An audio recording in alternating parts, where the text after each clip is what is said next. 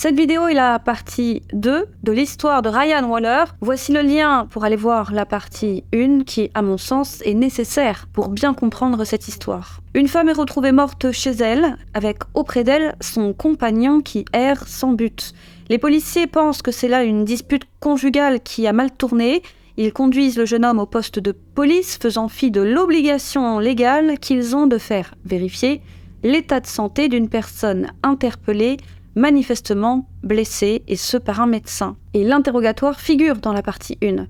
Le jeune homme, lors de cet interrogatoire, est littéralement incohérent. Il ne se souvient plus de l'âge de sa compagne, accuse les uns et les autres, ne se souvient pas de son niveau d'études et balance sans prévenir, après moult versions différentes qu'on lui a tirées dessus, dans l'œil.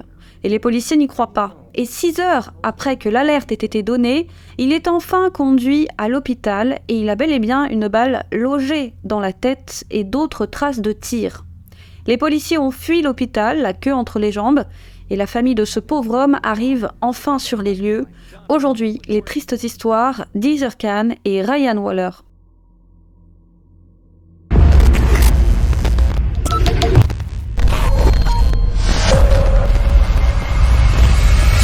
L'état de Ryan est dramatique, mais le plus dramatique, c'est que pendant ces 6 heures d'interpellation et d'interrogatoire, une infection s'est développée. Le liquide présent dans les sinus s'est échappé et a fini par infecter une large zone. Et alors même qu'il faut opérer d'urgence Ryan pour extraire cette balle, les médecins sont dans l'impossibilité de le faire à cause de cette infection. Il faut donc d'abord soigner cette infection pour ensuite pouvoir l'opérer. Ryan est inopérable durant les 3 jours qu'il faudra aux médecins pour soigner cette infection, à savoir évacuer le liquide qui s'est accumulé jusque dans le cerveau. Ryan est alors entre la vie et la mort. Aussi, tout ce temps, les médecins ne savaient pas si le pauvre homme allait survivre ou non. Et finalement, il va survivre, mais vous le verrez, à quel prix. Lors de l'opération, on a dû lui retirer les 2 yeux. L'un est mort, le gauche, il sera aveugle de cet œil et par chance, l'autre pourra être replacé. Mais sa vue en sera drastiquement impactée. C'est pour ça que vous pouvez lire, ça et là, qu'il est devenu aveugle, mais ce n'est pas le cas.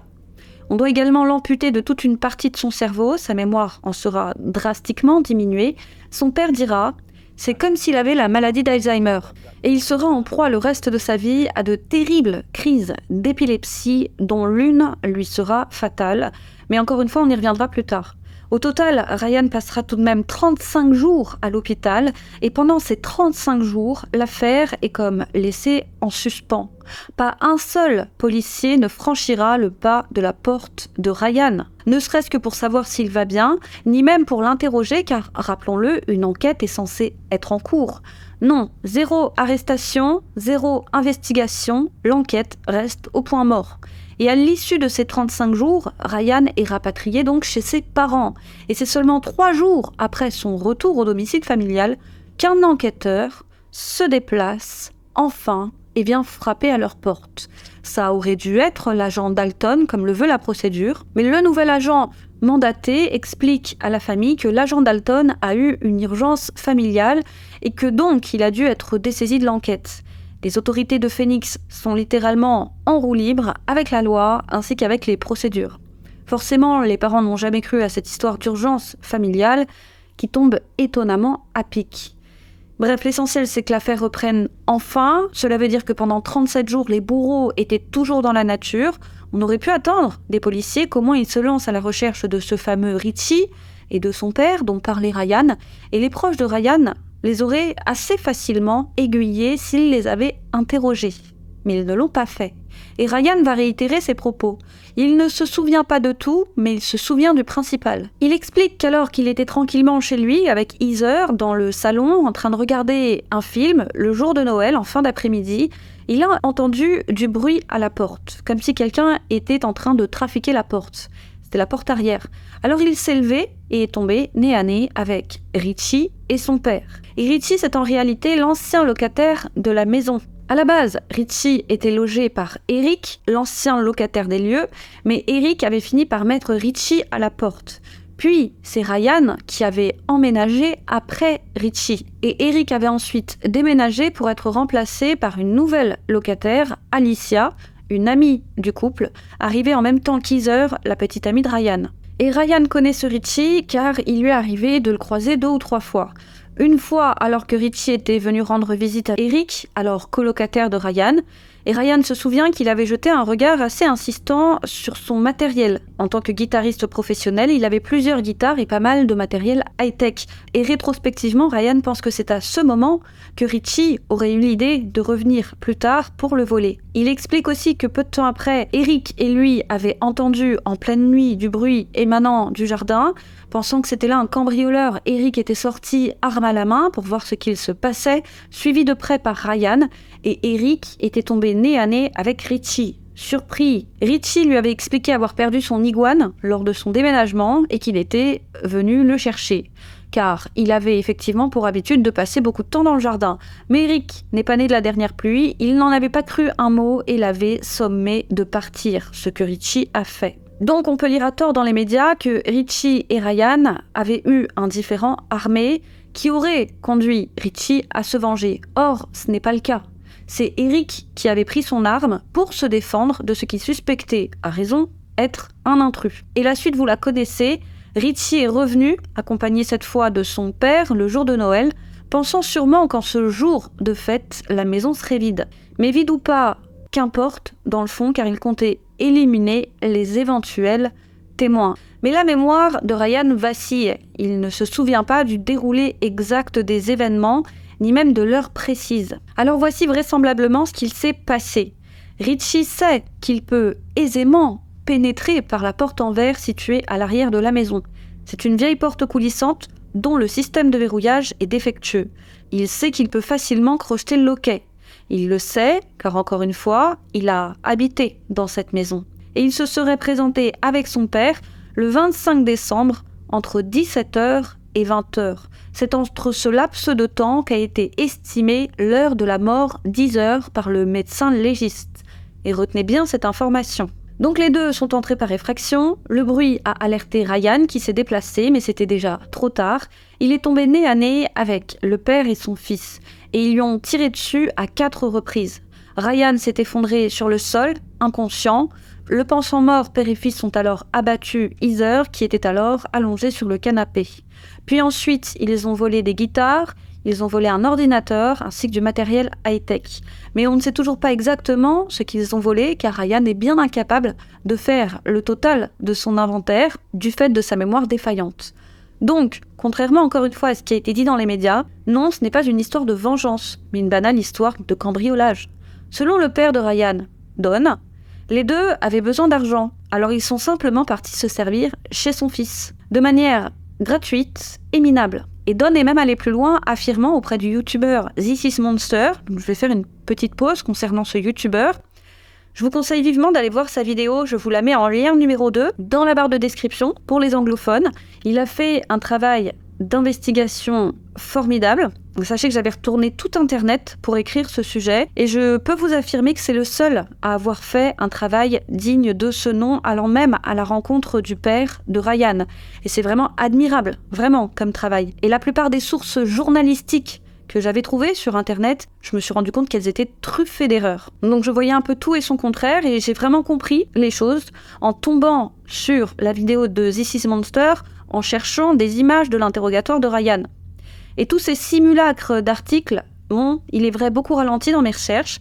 Donc on peut lire à tort dans ces articles que Ryan était ami avec Richie par exemple, alors que non. On pouvait lire aussi que c'est parce que Richie s'en était pris physiquement à Heather que Ryan s'en était pris à son tour physiquement à Richie et que ce dernier serait venu se venger, alors que non. Heather ne connaissait absolument pas Richie.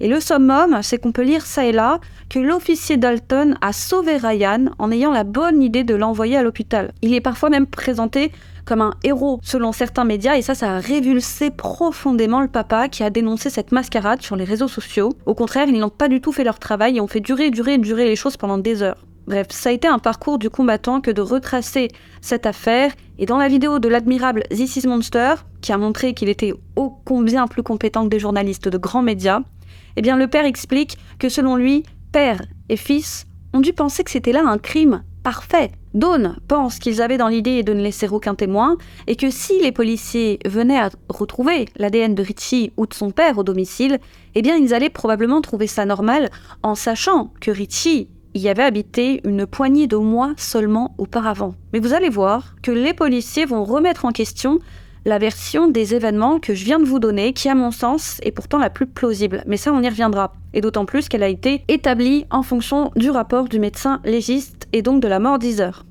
Bref, les policiers ne vont avoir aucun mal à localiser ce Richie, mais ils mettront tout de même 4 jours avant de procéder à son interpellation. Il s'appelle Richie Carver et il est âgé de 24 ans et il n'est pas inconnu des services de police.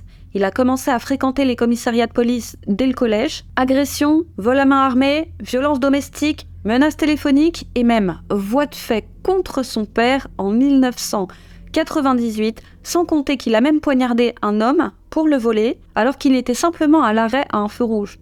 Et pour ça, il a fait 4 ans de prison, de laquelle il est sorti seulement 1 an avant les faits. La chaîne This Is Monster explique qu'il a été évalué par un expert psychiatre par le passé et que, selon ce dernier, il a été établi qu'il avait de faibles valeurs morales et qu'il était d'une grande impulsivité. Et selon l'expert, il fait du mal à lui-même et aux autres avec une telle facilité qu'il avait estimé que selon lui, il y avait peu de chances pour que Richie se réinsère correctement dans la société. Et la police ne cherchera pas à appréhender son père, Larry.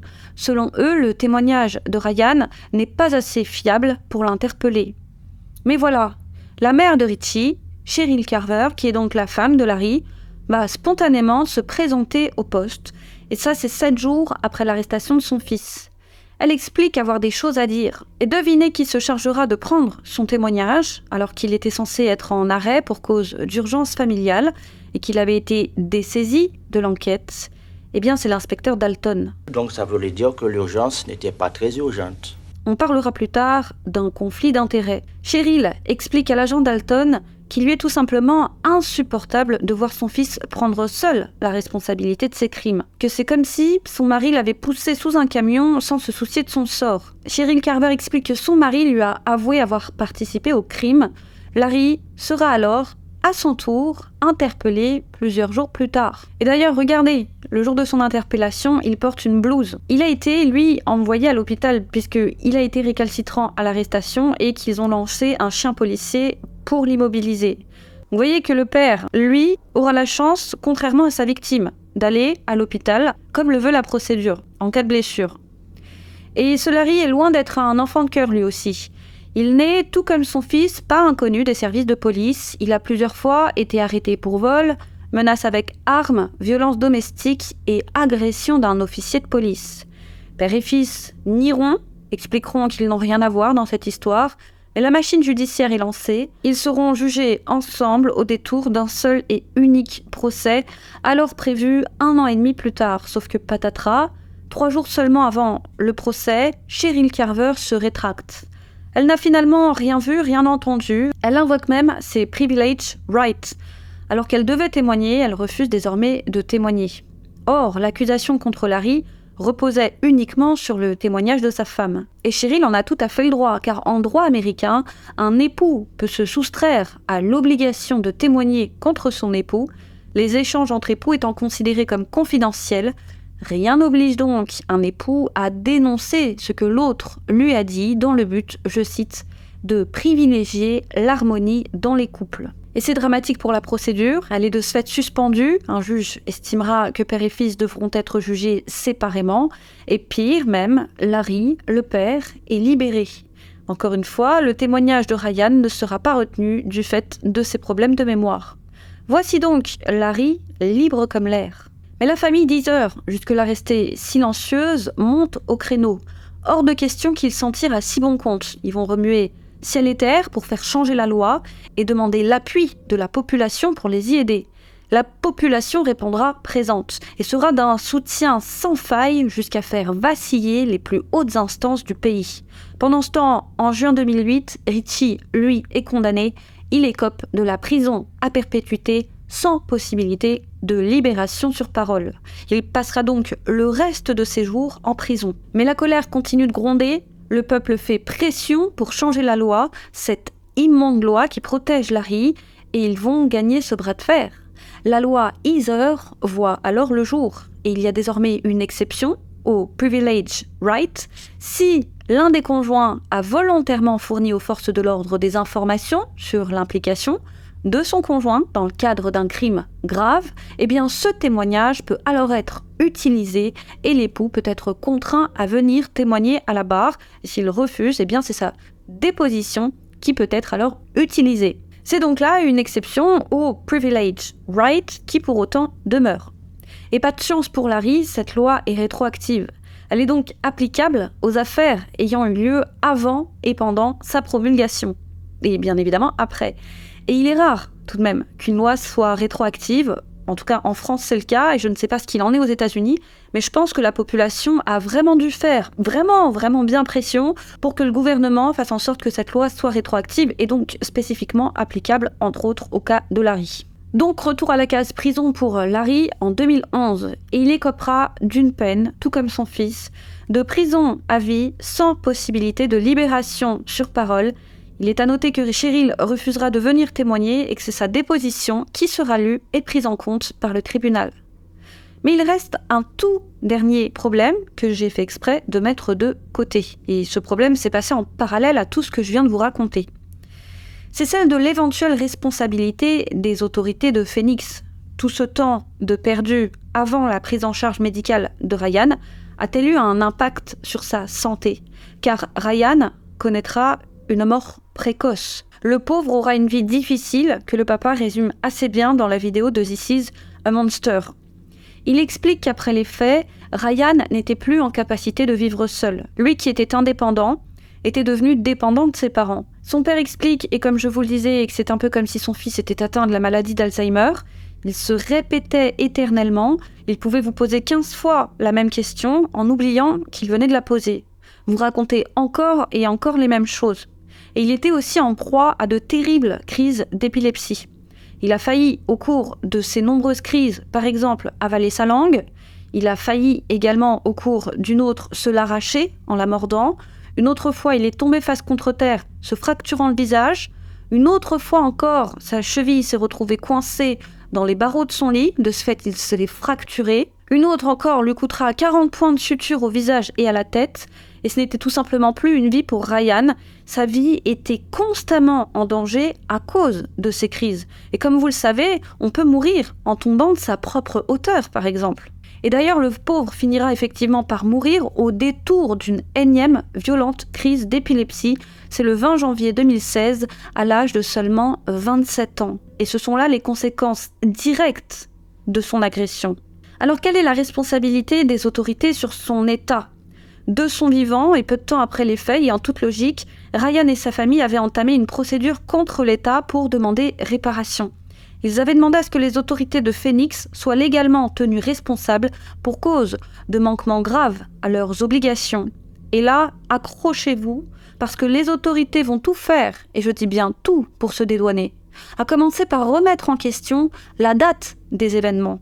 Alors que le rapport initial du médecin légiste a estimé la mort d'Heather au 25 décembre 2006 entre 17h et 20h, souvenez-vous, la police est présentée au domicile de Ryan à minuit, donc une poignée d'heures plus tard, il va y avoir un rétropédalage des policiers 1 mois et demi après les faits. Pourtant, regardez la tombe d'Heather. Il y est bien spécifié qu'elle est morte le 25 décembre. Or, plus d'1 mois et demi après, les policiers vont fournir une contre-expertise, littéralement sortie de nulle part. Un médecin atteste désormais qu'Heather est morte dans la journée du 23 décembre, soit 2 jours avant. Pourtant, regardez l'interrogatoire, l'officier Dalton parle lui-même du 25 décembre, en aucun cas du 23 décembre, et ce, à de nombreuses reprises. What happened last night? I don't know. Do you know what happened in your house last night? Mm-mm. Heather's your girlfriend. All right. Was Heather over last night? Mm-mm. I want to know what happened in your house last night. Et rappelons que Ryan a toujours soutenu que ça s'est bien passé le jour de Noël, pas le 23. Beaucoup pensent que la date a été modifiée pour atténuer la responsabilité de la police.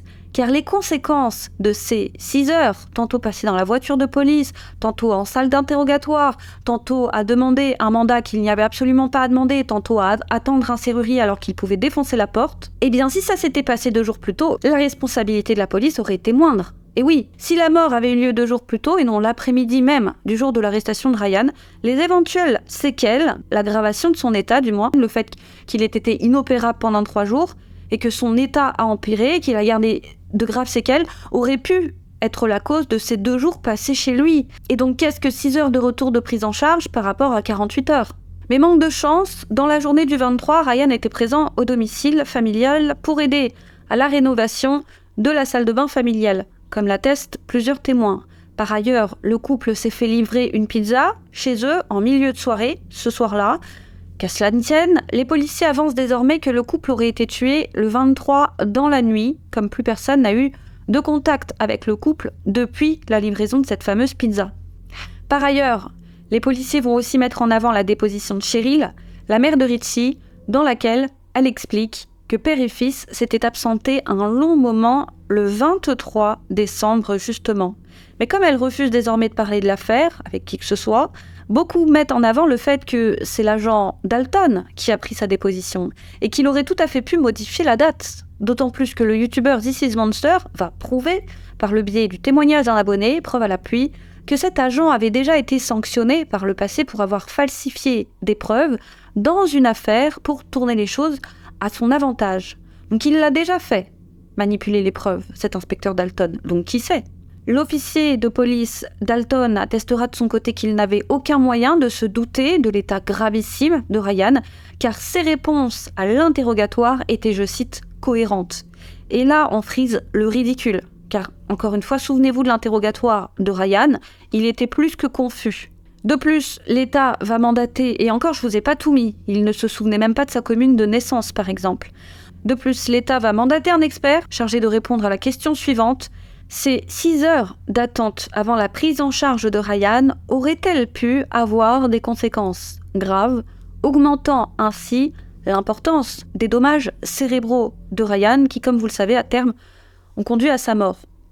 Eh bien, cet expert a établi, je cite, qu'il n'y aurait probablement, c'est important, vous avez vraiment le mot probablement dans le compte-rendu, pas eu de différence si Ryan avait été pris en charge immédiatement. Or, le père de son côté a payé un autre expert. Pour plus d'impartialité, il a choisi un expert exerçant dans un autre État. Et cet expert, lui, un expert réputé, est catégorique. Et il réfute ce rapport d'expertise. Selon lui, je cite, « Quand votre cerveau saigne, il gonfle. Et quand il gonfle, de nouveaux dommages apparaissent. Et de ce fait, chaque minute compte. » Et l'expert va également étudier les photos de Ryan prises à son arrivée au commissariat. Vous les trouverez dans le lien numéro 1 en barre d'infos. Je vous ai mis toutes les photos. Et il est catégorique. Aucune croûte ne s'était encore formée autour des blessures de Ryan. Donc selon lui, cela prouve que les blessures n'ont pas pu être infligées 2 jours avant. Beaucoup plus de croûte se serait formée. Le père dénonce aussi un conflit d'intérêts. Selon lui, la justice aurait dû mandater un expert d'un autre État. Pas un expert qui a l'habitude d'être mandaté à Phoenix et qui a l'habitude de travailler de connivence avec la police de Phoenix. C'est un petit peu travailler entre soi. Mais le juge a refusé que le père présente lors du procès intenté contre l'État les expertises de son expert à lui. Et c'est sans réelle surprise que Ryan et sa famille ont perdu leur procès. La famille aurait pu faire appel, mais selon eux, les dés sont tellement pipés que de toute façon ils auraient perdu, et ils auraient encore dû engager des dizaines et des dizaines de milliers de dollars de procédure. Alors ils ont préféré, pour ne pas prendre le risque de finir ruinés, eh bien de ne pas faire appel. Alors selon la version officielle, et bien qu'elle ait changé en cours de route, Heather est morte le 23 décembre. Et la famille d'Heather refusera d'ailleurs de faire changer la date inscrite sur sa pierre tombale. C'est pour elle une mascarade qu'on laisse leur fille reposer en paix. Voilà la folle histoire de Ryan. Dites-nous ce que vous en avez pensé. N'hésitez pas à liker la vidéo, ne serait-ce que pour les interminables heures de traduction. Merci en tout cas, n'hésitez pas à vous abonner si ce n'est pas déjà fait, à nous suivre sur nos réseaux sociaux, les YouCrim Sisters. Quant à moi, je vous dis à très vite sur YouCrim pour une autre triste histoire.